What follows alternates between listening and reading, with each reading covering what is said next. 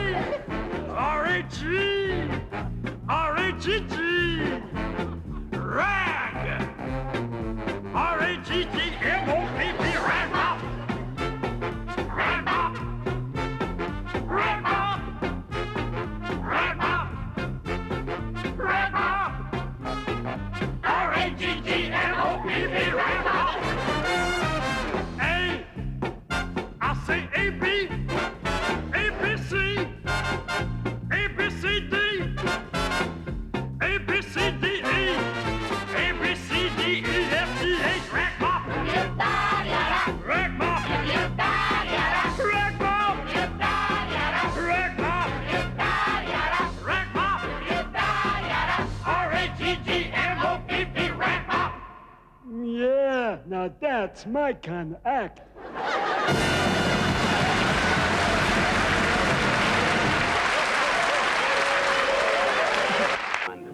This is St. John's Wood area, and we're going now north towards Elstree Boreham Wood.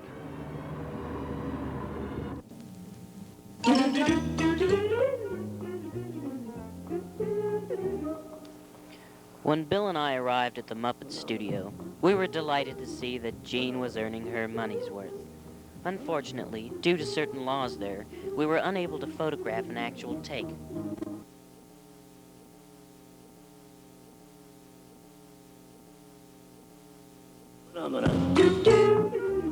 The entire soundstage is raised 5 feet. This is done so that the Muppeteers don't spend all of their time uncomfortably crouched down in a low position. Murky,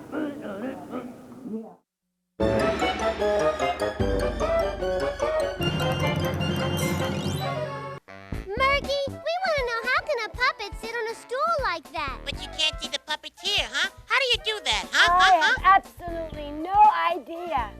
Well, maybe I can, excuse me, maybe I can help. Oh, Murky, who's that? I have absolutely no idea. I'm Camille. Hi, you must be Kylie, and you must be PJ. Yeah. I'm a puppeteer, and I just happen to be sitting behind this stool here. Well, Camille, can you show us how a puppet sits on a stool, but you can't see the puppeteer? Well, sure. See, we put a mirror here, and that reflects the front leg of the stool. So it looks like you're seeing all 4 legs, and there's really only 3, see? And then I get down behind here, and I put my hand in the puppet like this. Murky, who was that? I don't know, but she sure has a nice voice, though, doesn't she? Yeah. Okay, sound, here we go. And cue music. It takes 200 people working flat out 7 days a week to produce each half hour of craziness, plus a cast of hundreds of Muppets who reach beyond craziness. On Jamboree, go. On Jamboree. Together, they're probably the most welcome guests in millions and millions of homes on both sides of the Iron Curtain. The Muppets were born in the head of this man, Jim Henson. He's been Muppeting for 25 years. Commercials, the big variety shows of the 50s and 60s, then Sesame Street, and now The Muppet Show. Tonight, we are honored to present the one and only Miss Raquel Welch. Pity we can't book an important guest star once in a while. What are you saying, Piggy? Tonight we have an internationally acclaimed actress, singer, dancer, and one of the sexiest ladies alive. You got that every night, Frog. Take it slow, easy go. Any friend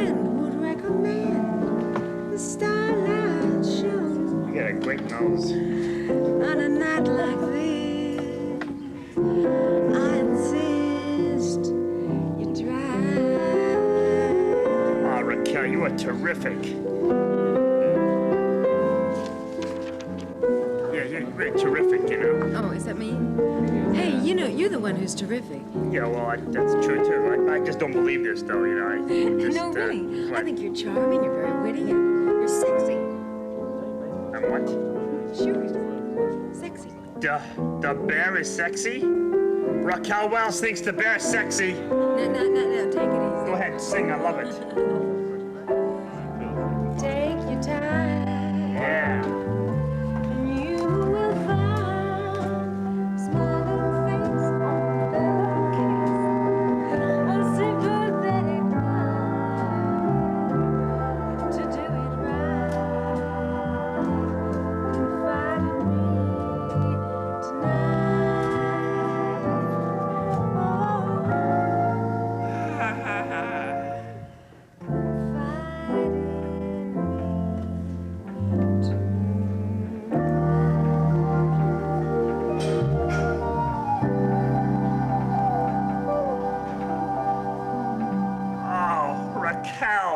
Oh boy, I feel terrific. You've given me all my confidence back. You've made a complete bear out of me. Oh yes, yes. Fozzie. Yes, sweetheart. Do you think that, Yes, what is it? that there'd be the slightest possibility that... What is it? That you'd like to come to my dressing room and, have a cup of tea? Could I bring a friend? Well... It's just my mother. The Muppets are about the only successful vaudeville left, on or off television. And this workroom is less a workshop where they manufacture puppets than it is a producer's casting call where new characters are tested. It's uncanny. From the moment you set foot on the Muppet set, you find yourself talking to the most monstrous of creatures, to pushy, predatory pigs, no-talent bears, and other bits and pieces of foam rubber. Not just talking to them, but listening to them. Hello, Morley. I'm How are you? Knock it off! Sorry. Excuse me. Hello, Morley. May I ask you a question? Yes. Please? Is your wife here? No, she's not. Great. I thought he was a good interviewer. Yeah, no. He's just Gonna fool me! overwhelmed by your beauty. All right, that's a wrap! Very tired. No. The puppeteers all share one characteristic. All are extremely shy men, almost tongue-tied without the Muppets close at hand. They find it easier to speak through the pig or Gonzo or the others than through the faces God gave them. An unhealthy aspect of being an actor, of course, is to use that character or that puppet as a shield against the world. A healthy aspect is to be a completely rounded individual and do this as a craft and an art because you enjoy it. You know, which is I think we're both. Yeah. Also, we do what everybody else. At various times and various people. What everybody else in the world wants to do, and that's act crazy. Except we get paid to do it. That's the big difference. How did the characters develop? Did New Zealand just spring full-born in someone's head one day? Well, they needed a boomerang fish act, and I was the only one that had one. He was there. Yeah. You see, I show them a way, and they come back to me. I used to work with a porpoise, but I lobster. That's a joke. One reason for the show's popularity is that its humor is truly universal. An amateur half-hour performed by professionals. There is violence, but it's cartoon violence in which everyone knows no one gets hurt. The Swedish chef, for example, who speaks no known language, has a particular way of preparing a rather unsporting chicken in a basket.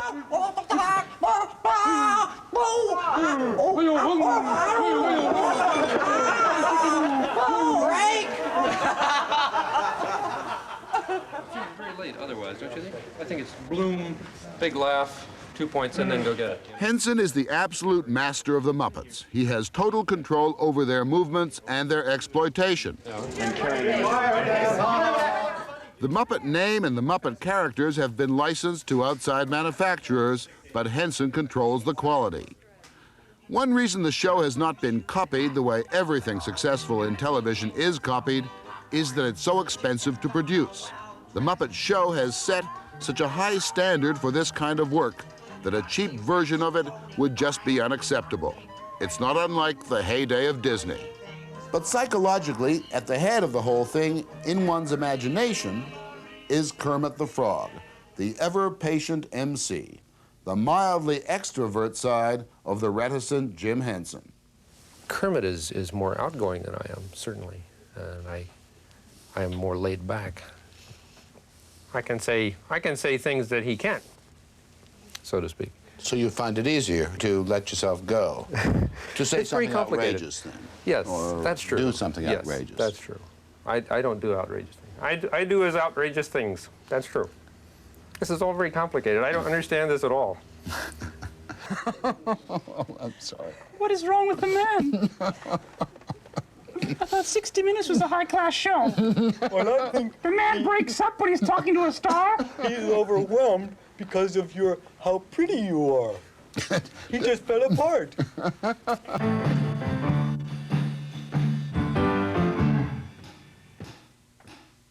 I can scoop up the great big dipper, full of lard from the dripping can. Then I work in the skillet, go out and do my shopping, and be back and forth, bouncing my can. 'Cause I'm a woman.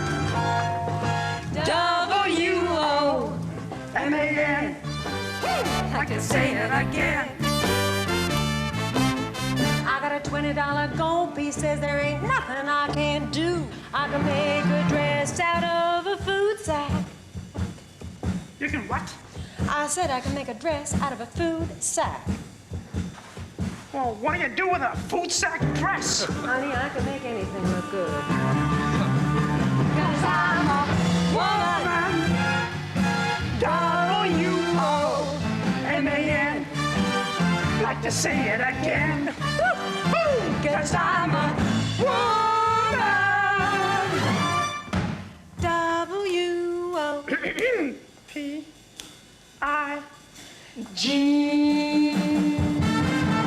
And that's all. All right, get her out of here.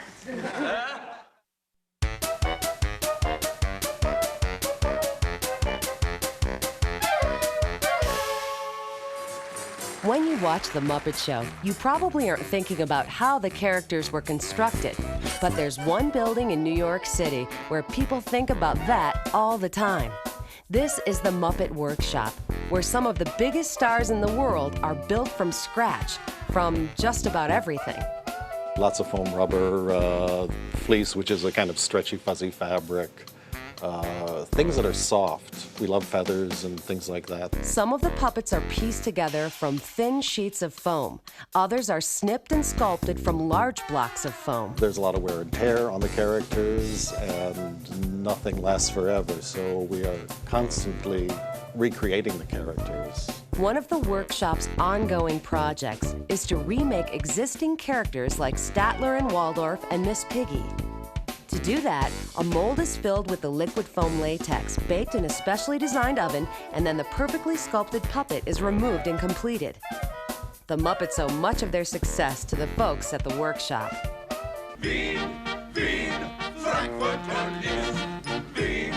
Wien, Rheingold und Schlitz. Fritz, Franz, Hans, Beethoven mit Sauerkraut, Donner und Blitz. Olé! Didn't throw the look. Stop VTR, please, and stop two things, Richard. I suggest we use that tonight at rehearsal and carry everyone right.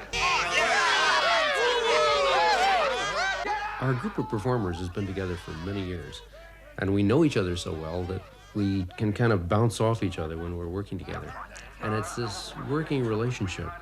It has a kind of marvelous chemistry to it, and I think it's terribly important that when we're working in the studio, we work with this kind of affection and high spirits.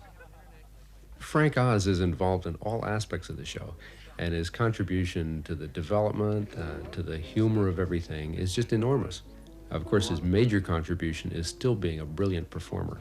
Jerry Nelson has been with the Muppets for about a dozen years or so, and he does New Zealand, he does Robin, Kermit's little nephew, and Floyd Pepper, who's a member of the Dr. Teeth Band, And Jerry has a wonderful singing voice and a great range of other voices, too. Richard Hunt came to us right out of high school, I think, and started working in small ways and slowly built up to where he's doing major characters. When I came into the thing, I was 18, and I was really energetic, and, you know, I'd say, yeah, sure, everything you want to do, boss, no problem. I talked a lot like him. He's my voice when I was younger, like this. David Golds was an industrial designer before he joined the Muppets, and he was designing computer consoles, and somehow he became attracted to our work, and so he joined our shop as a puppet builder and started performing and gradually worked along until now he's one of our star puppeteers. Say, howdy. What do you say? Say, what's happening? Hi.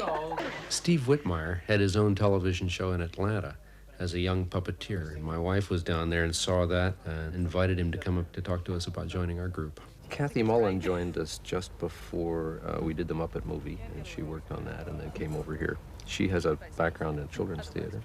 Louise Gold is our English performer, and she does a character known as Annie Sue Pig, who's been Miss Piggy's rival in a few of the shows. Louise is a great singer and does a lot of our best musical numbers.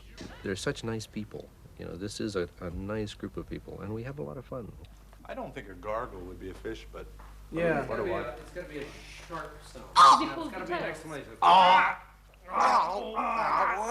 But gargle that one. I could go behind everybody and just sort of... No, that's okay. No, because we'll sleepwalk. That's okay. I mean, you know.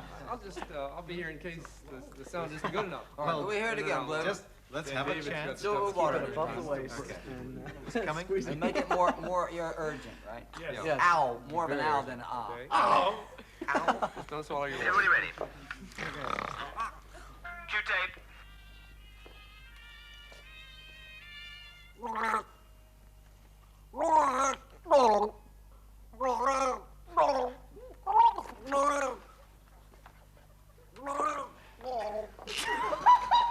What does that sound like? Uh-oh, she's drowning.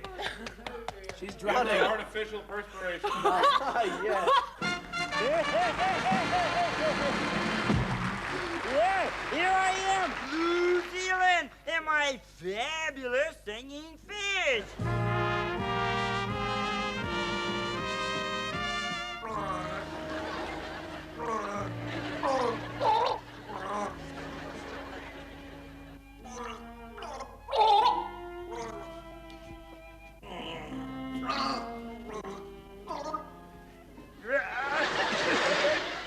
My ancestor, the Viking, was terrible at plundering and pillaging. He was? Yes, he plundered his plundering and he blundered. He was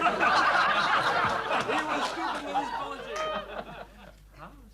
How stupid was he? 2, 3, 4. They called him the pillage idiot. He was stupid with his pillaging. We'll get there. We do a show a week.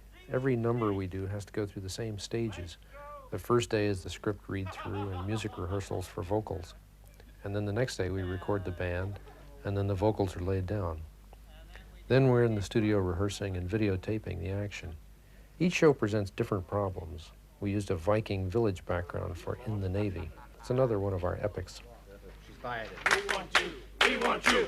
We want you as a new recruit. We want you. We want you. We want you as a new recruit. Okay, now stop here for a second. Now it's the peasants and the sheep and so forth responding, and they're saying, "Come on, protect our motherland." You see? Just we get this alteration Yes. here. Okay, add an extra In the Navy. After Can't You See We Need a Hand. Much more quasi horns, bar 5. Brassy. Brassy. The Vikings coming in.